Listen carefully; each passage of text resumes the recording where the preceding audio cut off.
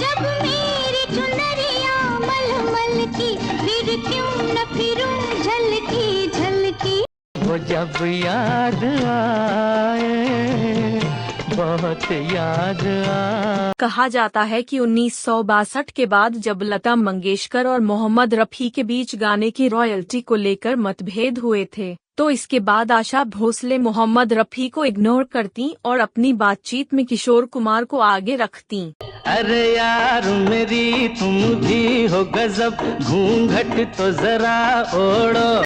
लोग मानते हैं कि आशा भोसले को ये हक है कि वो किशोर कुमार को पसंद करें, लेकिन उन्हें ये हक नहीं है कि वो पब्लिक प्लेटफॉर्म पर मोहम्मद रफ़ी को छोटा या मामूली दिखाएं।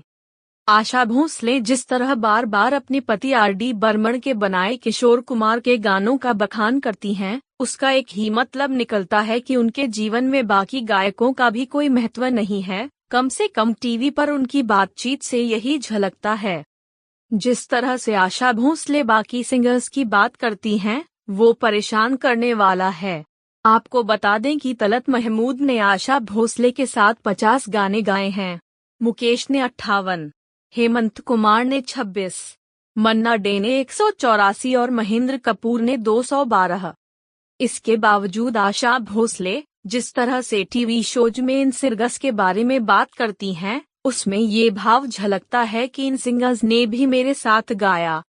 आपको बता दें कि 50 के दशक की शुरुआत में गायक तलत महमूद एक हस्ती हुआ करते थे, खासकर गजल गाने में। उस समय तलत महमूद की स्थिति ऐसी थी कि वो आराम से आशा भोसले जैसी साधारण गायिका के साथ गाने से मना कर सकते थे, क्योंकि तब आशा भोसले को कोई नहीं जानता था। जो आशा भोसले आज खुद को दूसरे सिंगर्स से ऊपर समझती हैं, वो ये भूल जाती हैं कि 1948 से 1955 के बीच बतौर फीमेल सिंगर उनकी हैसियत कुछ नहीं थी। उस समय जिन गायिकाओं को लता मंगेशकर के बराबर नहीं रखा जाता था, उनमें उनका नंबर पहला आता था। यही थी बतौर गायिका उनकी हैसियत।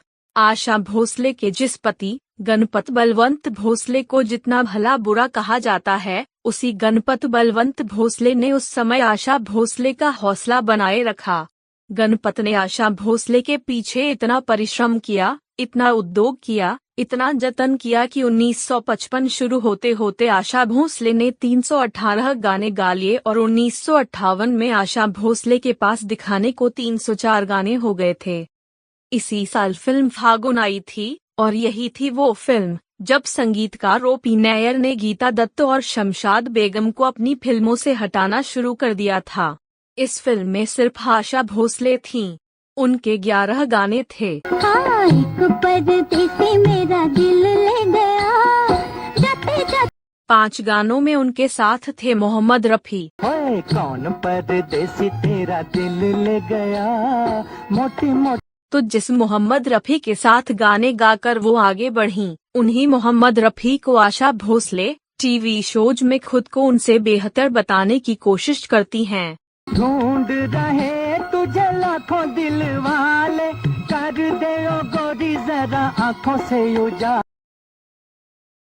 फिर तेरे शहर में लुटने को चला आया हूँ। ये गाना है मोहम्मद रफ़ी का, जिसे उन्होंने फिल्म एक मुसाफिर एक हसीना के लिए गाया था। फिर वही इश्क तेरा, फिर वही दिल लाया हूँ। कहा जाता है कि इस गाने को पूरा करने में मोहम्मद रफ़ी ने 17 टेक लिए थे, यानी 17वीं बार की कोशिश में इस गाने की रिकॉर्डिंग पूरी हुई थी। शोर बाजों का कहीं है तो कहीं शहनाई। जब इस गाने का 17वां टेक खत्म हुआ, तो मोहम्मद रफ़ी अपनी सांसें रोक संगीतकार ओ.पी. नैयर की प्रतीक्षा कर रहे थे कि वो इसे ओके करते हैं कि नहीं। अब तक 16 टेक वो सुन चुके थे। हर टेक के बाद उन्हें लगता था कि ये वाला टेक ओके हो जाएगा, लेकिन हर बार ओ.पी. नैयर खारिज कर देते। दिल के शीशे को मैं पत्थर का बना लाया हूँ। 17वें टेक के बाद जब ओ.पी. नैयर ने इशारा किया कि गाना ओके हो गया है, तो एस मुखर्जी ने ओ.पी. नैयर को गले लगा लिया। वहां मौजूद लोगों की समझ में आ गया कि गाने की मैराथन रिकॉर्डिंग पूरी हो गई है। मोहम्मद रफ़ी का 17वां टेक ओके हो गया है। फिर तेरे शहर में लुटने को चला आया हूँ। अब जरा एक और गाने को देखिए। सोया अखियाँ मीचे। ये गाना भी मोहम्मद रफ़ी का है। उनके साथ हैं आशा भोसले। फिल्म है फागुन। गाने में दिख रहे हैं भारत भूषण। उनके साथ हैं बला की खूबसूरत मधुबाला। मैं सोया अखियाँ मीचे। इस गाने में मोहम्मद रफ़ी का 12वां टेक ओके हुआ, लेकिन आशा भोसले वाला हिस्सा ओके नहीं हुआ।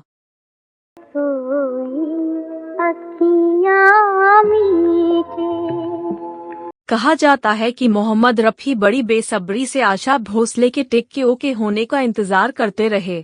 संगीतकार ओ.पी. नैयर ने तब कहा था कि ये गाना मुश्किल है, लेकिन आशा तुम्हारे लिए, मोहम्मद रफ़ी के लिए नहीं। मैं सोया अखियाँ मीचे। वही आशा भोसले हमेशा खुद को मोहम्मद रफ़ी से बेहतर मानती हैं। उस समय हर कोई मोहम्मद रफ़ी का मुरीद था। एक समय तो ऐसा आ गया था कि ओ.पी. नैयर के हर युगल गाने में मोहम्मद रफ़ी के साथ आशा भोसले का होना जरूरी हो गया था। ओ.पी. नैयर आशा भोसले को लेकर इतने दीवाने हो गए थे कि वो हर युगल गाने में मोहम्मद रफ़ी के साथ आशा भोसले से ही गवाते थे, चाहे इसकी जरूरत हो या नहीं। उस समय ये तय था कि अगर फिल्म में नूतन है तो नूतन के लिए आशा भोसले ही गाएंगी।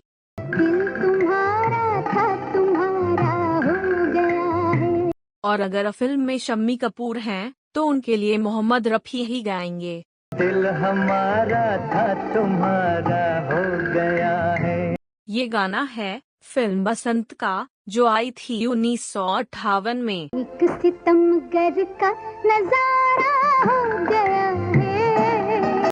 इस गाने को लिखा है कमर जलालाबादी ने। दिल हमारा था तुम्हारा हो गया है।